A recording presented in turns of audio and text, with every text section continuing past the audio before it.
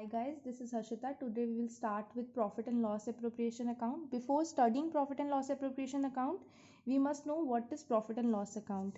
तो जब 11th class में आपने पढ़ा था तो वहाँ पर आपने एक अकाउंट पढ़ा था trading and profit and loss account. तो जब आप ये अकाउंट बनाते थे तो सबसे पहले आप इस अकाउंट में लिखते थे 2 ओपनिंग स्टॉक, फिर आप लिखते थे 2 परचेजेस, फिर आप लिखते थे 2 डायरेक्ट एक्सपेंसेस, यहाँ पर लिखते थे बाय सेल्स और यहाँ लिखते थे बाय क्लोजिंग स्टॉक और आपका ग्रॉस प्रॉफिट निकल आता था। और इस ग्रॉस प्रॉफिट को आप यहाँ लेकर आते थे बाय ग्रॉस प्रॉफिट और यहाँ इनडायरेक्ट एक्सपेंसेस लिखते थे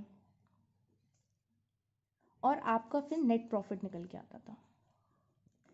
बट जब तक आपने 11th में किया था आप यहीं तक करते थे और जो आपका नेट प्रॉफिट निकल के आता था वो आप एक ही उस वक्त आप लोग प्रोपराइटर पढ़ते थे। सपोज ये नेट प्रॉफिट 20,000 आया था आपका, उस वक्त आप क्या करते थे, इससे आगे कुछ नहीं करते थे बिकॉज आपका प्रोपराइटर का केस होता था, ये पूरा नेट प्रॉफिट उस प्रोपराइटर का हो जाता था। But in case of partnership या फर्म के केस में हम क्या करेंगे, ये प्रॉफिट एक जने का नहीं है, ये प्रॉफिट जो है shall be distributed among partners. ये प्रॉफिट हमें डिस्ट्रीब्यूट करना है।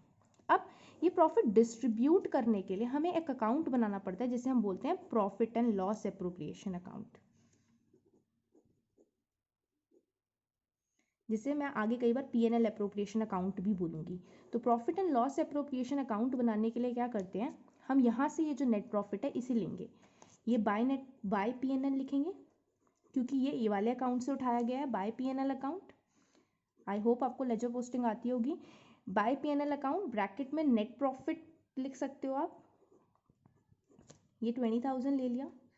अब ये पार्टनर्स में डिस्ट्रीब्यूट करने से पहले अगर हमने पार्टनर्स को कुछ देना है, सपोज कुछ देना है मीन्स अगर हमने पार्टनर्स को सैलरीज देनी है तो वो यहीं पर डिस्ट्रीब्यूट होंगी।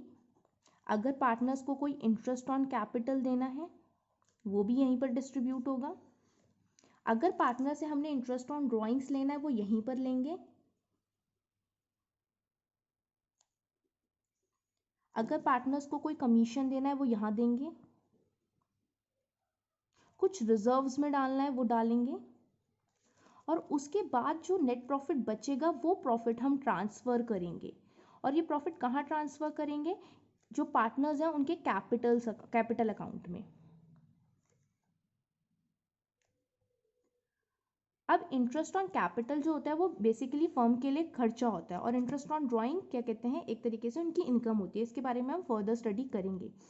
और ये profit and loss appropriation account जो होता है बेसिकली डिस्ट्रीब्यूशन ऑफ प्रॉफिट के लिए बनाया जाता है।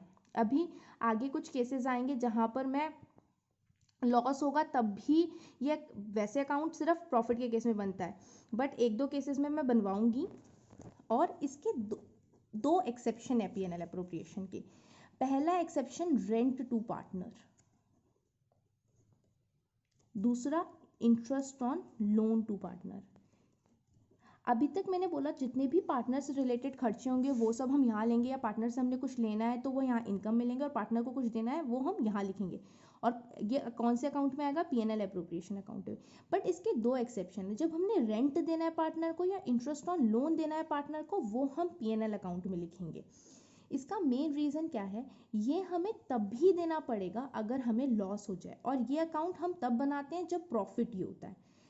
कुछ एक दो एक्सेप्शन है जहां मैं लॉस के वक्त भी पीएनएल एप्रोप्रिएशन बनवाऊंगी बट यूजुअली ये तभी बनता है जब हमें प्रॉफिट होता है।